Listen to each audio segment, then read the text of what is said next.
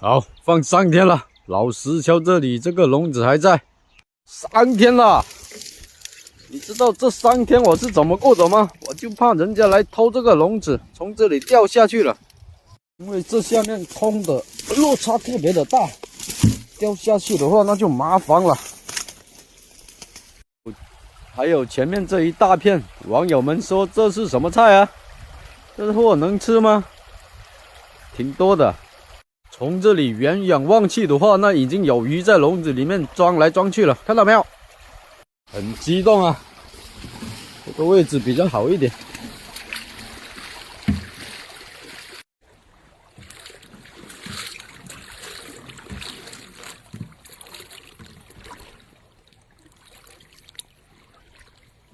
没什么好货。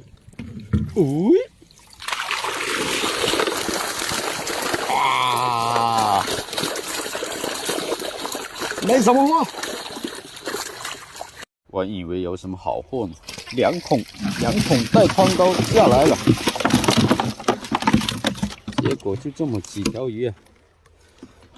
这个，2条小黑啊。诶，还有1条，是3条小黑。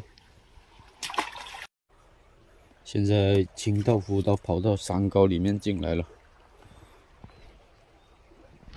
嘿，还有一个本地的，这条要放它走。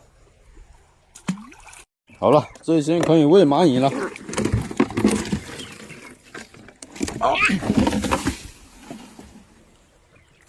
实在没鱼，就搞一点山泉水回去泡茶了。这个笼子水库有开水，但我还是觉得希望不大。有的话也是龟了。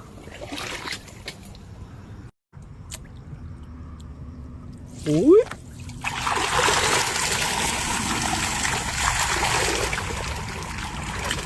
什么鱼啊？哇，都是罗非鱼啊！没货没货。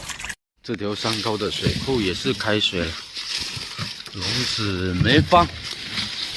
喂，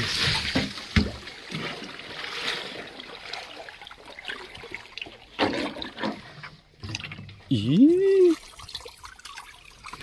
好，都没货。这个笼子得收走了，水流太大了，放下去也是慌了。搞了一条罗非啊，这里应该没蚂蚁。哎，